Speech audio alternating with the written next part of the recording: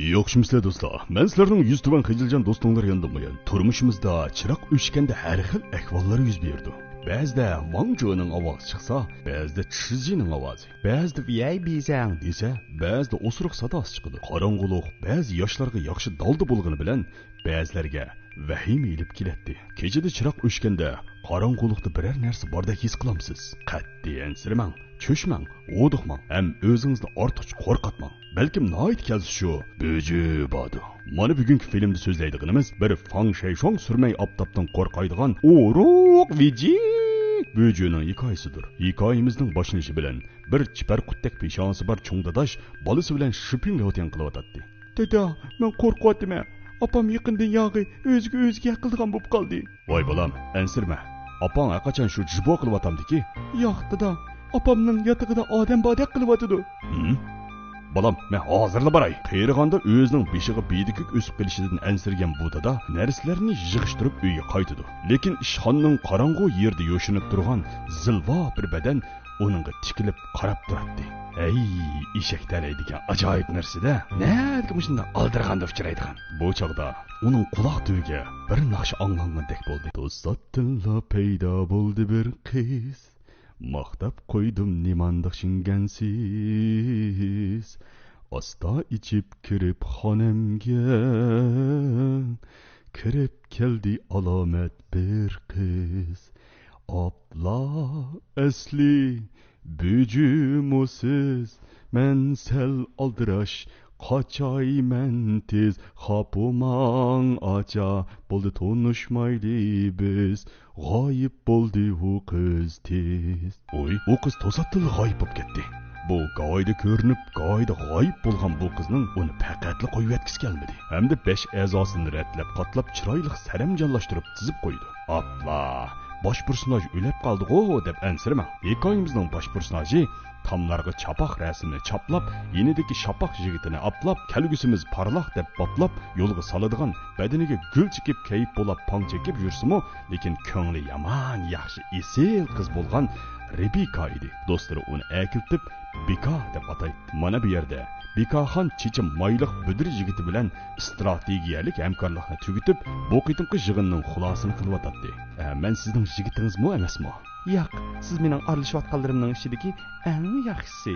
Mana bu Bikaxonning yigitlari orasidagi bir qadar vinding yigiti bo'lgan, sochlari vayron, uzundan yoqi quruq nasosda yalurayotgan Jingshin Shaohor idi. Bu yigit Bikaxonning mijozining yo'qligini bayqab, "Men doktor, sizga okul urib saqaytaman" deydi. Bikaxon bo'lsa, chimisuni jiqursa ziyon qiladi deb bu Jingshin Shaohorni yo'lga sepib qo'ydi. Bikaxon Sofiyaning qizi bo'lib, dadasi o'lgandan keyin onasining sarangligiga chidamay uydan chiqib ketgan edi. Mavi Shaoshaygo bo'lsa, Bikaxonning ona bir dada boshqa inisi Mardin edi. Mardin yaqindan yog'i opsining yotig'idan chiqqan ovozlardan cho'chib turadi. Apa, nima ovoz bu? Hey balam, kash bo'lganda cho'nglarning shig'i aralashmay, tezroq uxlang. Bu bo'jining ovozi. Voy apa, kichik bola emasman. Bo'ji nimish qilsin? Mardin endi texi biologiyalik bilimlarni tushundiray deb turishiga o savdo deb qoladi.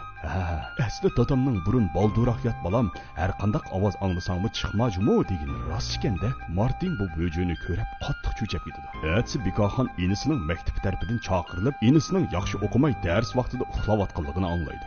What? Uxlag'anlar uydagilarni chaqirdigan ish bo'lsa, men o'qiyotgan chig'imda dadam opam maktabda qo'nabla qolar ekanda, ishonamanki, oshu parta o'rindiqlarda mening toshqa aylangan sho'lgaylarim texichi bormiki? Hey Martin, yomon uxlaydigan bo'lib ketibsiz ya? Oqshom jibo qilganmi? Kichikkina turib, qayshu do'yin o'ynagicha siyib kirib uxlasangiz umamdi. O'ynasangizmi o'ynang, og'zingizni buzmay o'ynang afgam.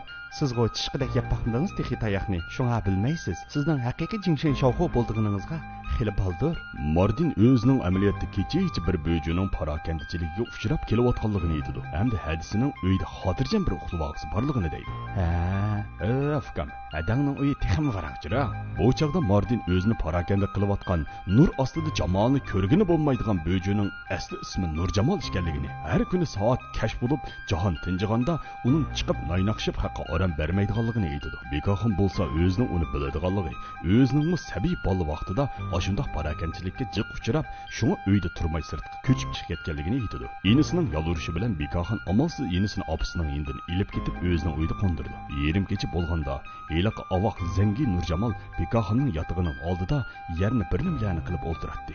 Bekaxon, "Viyay, mendan yo'shirim bu yerim kechada shavkov yotgan kimdi?" deb asta yiniq berishiga, "To'satdin, bu bo'ji baul qilib Bekaxonga itiladi."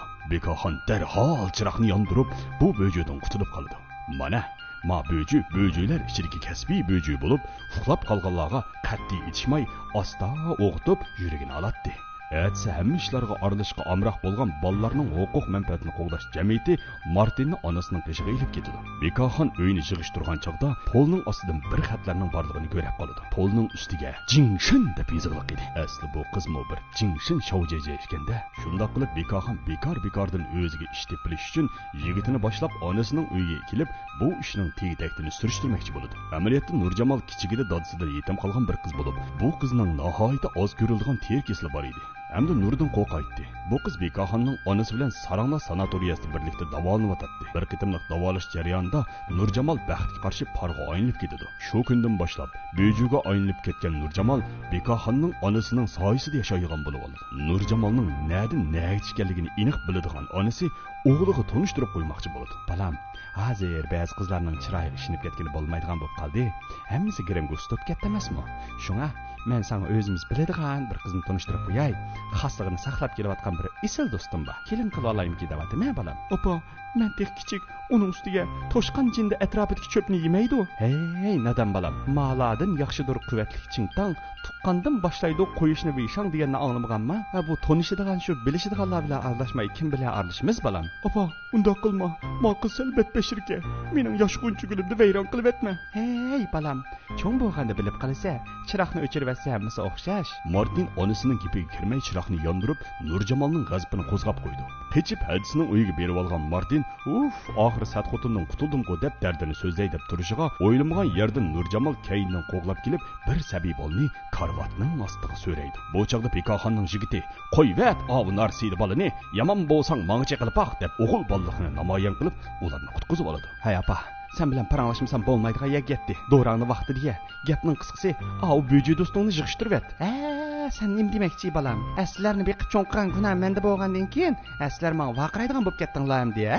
Ey apa, men u gapni qilmadim. Nimandaq gap tushunmaysan? Voy, shu balam, gap tushunmaydigan bo'lib qoldik hamda oldinglarda, ha? Sizlarni boqqicha, eshakni boqsam-chu. Opasi bilan gap talishib tutolmagan Bekaxon inisini ilib ketmoqchi bo'ldi. Lekin bu chaqda inisi Martinning mardligi tutib ketib, "Yo'q, men ketmayman. Onamga hamroh bo'laman. Biz ketsak u yolg'iz qolmamdi" deb hadisining taklifini rad qiladi. Mana, esil, haqiqatan menga o'xshash qamlashgan shoybollar vafodor ham jasur keladi.